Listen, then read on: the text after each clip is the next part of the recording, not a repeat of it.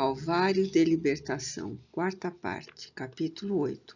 O acume das dores. A indolência responde por males sem conto na economia sociomoral dos homens.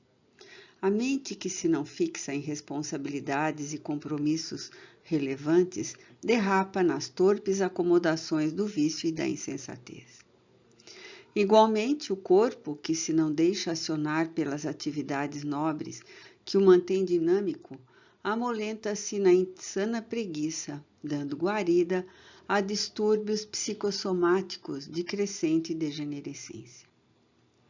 Roberto Domênico, dando expansão ao temperamento ocioso, caiu inerme em outro tipo de obsessão, mais penoso do que aquele do qual se liberara a penates de muito amor dos que lhe assistiam.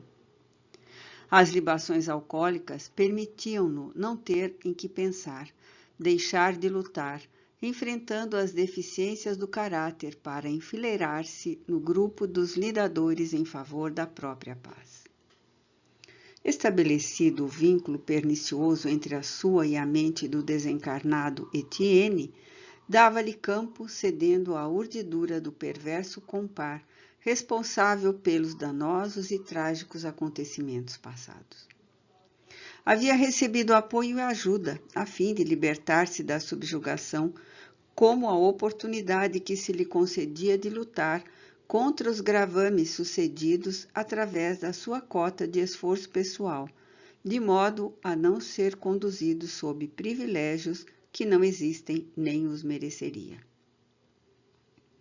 À semelhança de um aprendiz rebelde, as lições somente eram preparadas sob a vigorosa assistência dos mestres. Por melhor que fosse motivado, negava-se a realização da sua parte, ficando por preferência na retaguarda em que se comprazia irresponsável. Etienne conhecia a energia moral de Dona Maria Leonor e não lhe suportava o elevado teor vibratório de força magnética com que ela atendia ao marido.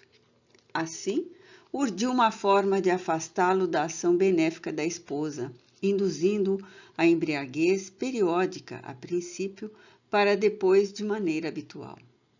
Nesse estado, o estúrdio pervegava sem rumo ou deixava-se cair em qualquer lugar, vencido pelos tóxicos do álcool. Quando tombado pelos vis processos da bebida, repetindo os dias já passados da mocidade leviana, fazia-se ríspido, agressivo e insuportável. No lar, estorcegava de cólera, investindo contra Telêmaco, seu antagonista preferido. Por amor à genitora, o filho silenciava, padecia normalmente, revidando e sofrendo de imediato os efeitos da impetuosidade, em razão das tremendas reações do pai, emulado pelo obsessor. A situação se agravava. Obrigou a esposa a concordar na venda da casa anteriormente adquirida, que atirou fora em farras inomináveis. Como a cidadezinha não lhe parecia oferecer campo a maiores loucuras, empreendeu uma viagem para a dissipação, retornando enfermo, sem dinheiro, sem dignidade. A família agora estava sem eira nem beira. Os esforços dos dois jovens no trabalho mal remunerado respondiam pelo aluguel e manutenção do lar. Como as tarefas de Telêmaco fossem de remuneração menor, o genitor não raro exigia as parcas moedas para o vício avassalante. Providencial concurso público para um cargo na capital, ofereceu a Almiro a ditosa ensancha de transferir-se, apesar da angústia em saber o drama da família. Todavia, não restava outra solução. Era partir, lutar pela aquisição do progresso no mundo ou sucumbir na situação desesperadora em que se encontravam. Todos concordaram com a sua decisão, sofrendo as penas e saudades que a sua separação naturalmente imporia. O genitor não tomou conhecimento da ocorrência. Aliás, já desde algum tempo que lhe não interessavam as ocorrências familiares. A despedida de Almiro foi comovedora. Prometeu à mãezinha, já inválida, arriada no leito, que não a abandonaria nunca, nem a olvidaria em momento algum. Confiava em Deus que logo se voltaria a reunir a família e ele normalizaria tudo com o fruto do seu trabalho. Amparado por Cecília e pela avó desencarnada, Almiro viajou com o espírito túmido pelas dores, na direção de experiências abençoadas com que cresceria na direção da vida. Um ano depois, com as saudades vivas impressas na alma, Dona Maria Leonor parecia ainda ouvir a voz, os passos e movimentos do filho no lar. Nesse ínterim, ele viera por 3 vezes em fins de semana, rever e participar das emoções dos seus, noticiando as experiências vividas e o forte desejo de construir um lar, para o qual planejava levar a mãezinha, auxiliando os irmãos na aquisição de empregos na capital e tentando internar o pai, levando-o de volta ao sanatório. Não conseguira encontrar o Dr. Castelar. O respeitável psiquiatra se transferira para outra cidade. Todavia, em comum acordo com o tio André, que estava cientificado das dolorosas ocorrências e se prontificava a minorá-las a qualquer preço, ficaram concertadas ditas providências. Com menos de um mês, ele volveria acompanhado pelo tio para solucionar os problemas e todos seguirem de imediato. Se de todo fosse impossível levar o genitor, consultado um advogado amigo, este sugerira uma interferência policial, desde que assim se poderia volver a tentar a sua pouco provável recuperação. Nesse clima de expectativas, todos aguardavam o suceder dos dias. Em razão das atitudes infelizes, Dom Fernando gerara fatores poderosos para fazê-lo expungir na conjuntura nova. Desse modo, apresentava-se telêmaco, introspectivo, sujeito às distonias psicológicas já referidas, e ao mesmo tempo impulsivo. Amava a mãe e apenas suportava os irmãos, detestando, como é sabido, o genitor. Aos quase 15 anos de idade, não desenvolvia o corpo como de esperar-se nessa faixa etária. Em consequência, fazia-se ranzinza, revelando-se insatisfeito e revoltado. Apenas a mãezinha lograva melhorá-lo. Todavia, obstinava-se contra a fé religiosa, qualquer que fosse.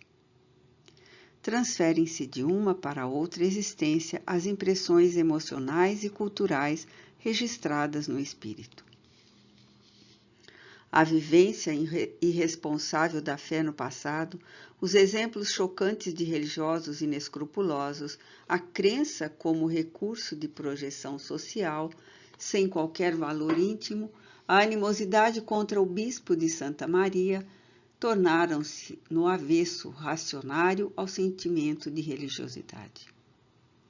A estância do mundo espiritual, ao recém-sair das alucinações obsessivas, ofertou-lhes preciosas lições de humildade e fé, com que se deveria munir para o avanço pela senda de dificuldades. Sendo, porém, a carne qual escafandro pesado, que dificulta maior e mais ampla movimentação pelas paisagens do espírito, eram as fixações da reencarnação anterior as que nele dominavam, por haverem sido essas as mais tenazmente cultivadas. De muitas e graves responsabilidades, os compromissos para com a fé em relação a ela mesma e ao próximo. O comportamento de cada homem ressurge na atitude de outro. Sempre estamos nos refletindo uns nos outros em razão da convivência, assimilando, consciente ou inconscientemente, hábitos, atitudes, experiências. Era um dia como outro qualquer. A cena brutal tivera lugar há 2 noites. Porque exigisse de Telêmaco algumas moedas que o jovem não possuía, o pai, tresloucado, arremeteu contra a enferma, exigindo-lhe qualquer importância. A paralisia que já imobilizava quase por completo, crucificava-a em dores de difícil descrição, menores, no entanto, do que aquele martírio moral.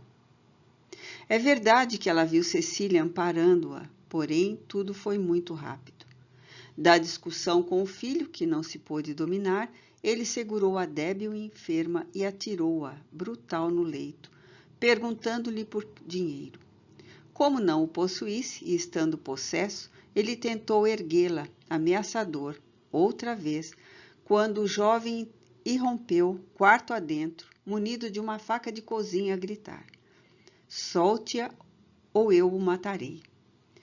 Dona Maria Leonor estava hebetada.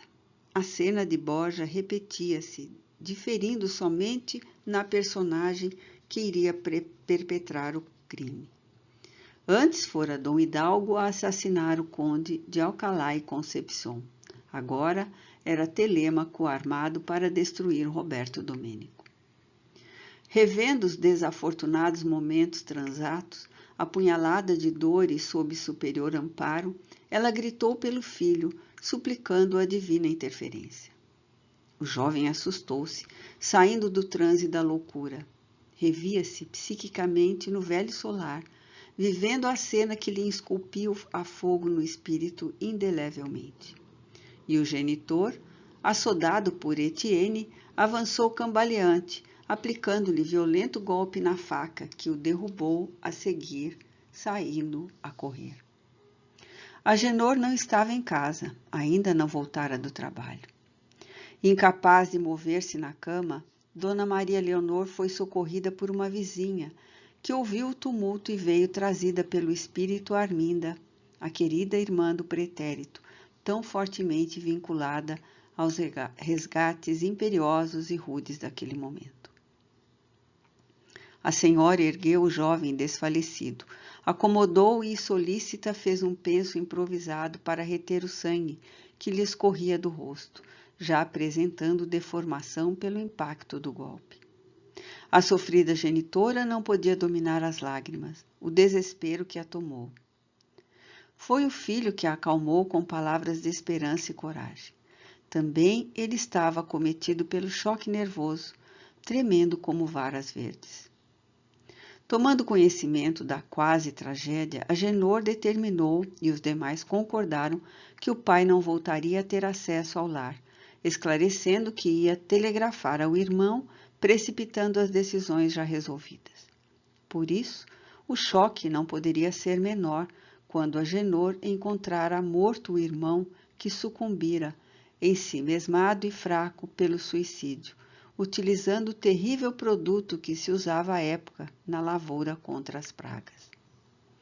As grandes desgraças não são descritas por magia alguma ou ardilosidade literária. Os inefáveis momentos de emoção, de felicidade, igualmente extrapolam a possibilidade de as palavras traduzirem o intraduzível dos sentimentos. As imagens grafadas são as do escritor, não as de quem as vive. E mesmo que o autor da emoção desejasse expressá-las, ele reflete o que pensa, o que lhe fica, não o que vive. Ali, naquele recrudescer de dores, a tragédia superava a fantasia dantesca, cenas de vidas em tormento. Cessados os funerais humildes no silêncio da noite, Agenor leu para a família, o tio André e Almiro vieram, atendendo ao chamado urgente do telegrama, sendo surpreendido pelo gigantismo do desfecho, mediante o suicídio do jovem, cujo enterro não alcançaram. A carta que ocultara escrita pelo irmão. Idolatrada mãe, você há de perdoar-me. Não consigo continuar a viver. Estranhos sentimentos me infelicitam desde a infância. Sou atormentado, fraco de forças físicas, mas com imensa capacidade mental. As enfermidades que me convulsionam trazem-me horrendos pesadelos de que não me posso evadir. Você é o meu repouso e o meu ânimo, que temo perder. Vejo-a debilitada cada vez mais, lutando para continuar. Sinto a alma triturada e não suporto vê-la sofrer. Você diz que não há perdão para o suicida. Deus me há de ajudar e as suas preces me diminuirão a ardência do desespero. É melhor assim. Odeio papai e sei que se ele não me matar antes, noutra oportunidade, eu não me deterei. Peço aos meus irmãos que me desculpem o temperamento arredio desagradável. Aprendi a amá-los e conto com o perdão deles. Rogo-lhe que não sofra, mãezinha. É bem melhor assim para todos. Avalio sua decepção. O tempo, porém, e a sua fé diminuirão no seu amor de santa amargura. Abraços aos tios e primos. Mãezinha idolatrada, abençoe-me neste momento e para sempre. O seu Benjamin Telêmaco. Agenor terminou a leitura, que interrompera mais de uma vez, asfixiado pelas lágrimas. Dona Maria Leonor, semi-morta pela superlativa agonia, balbuciou. Perdoa-o, meu pai, ele não sabia o que estava fazendo. Sabemos ser este o mais terrível delito contra as tuas leis. No entanto, também sabemos que és o soberano Pai de excelsa misericórdia. Voz débil, compassada, sustentada no testemunho máximo pelos seus guias espirituais, ela orou acompanhada pela família. Naquela mesma noite, concertou-se que a viagem para a capital em definitivo seria no dia seguinte. Ali ficaram os despojos perecíveis de Telêmaco. Foi com a alma estiolada que ela fitou aqueles sítios em despedida. Os vizinhos vieram abraçar os viajantes, sinceramente comovidos. Não mais, nesta reencarnação, voltariam a ver Roberto Domênico Matoso, que seguira o estranho rumo da própria alucinação.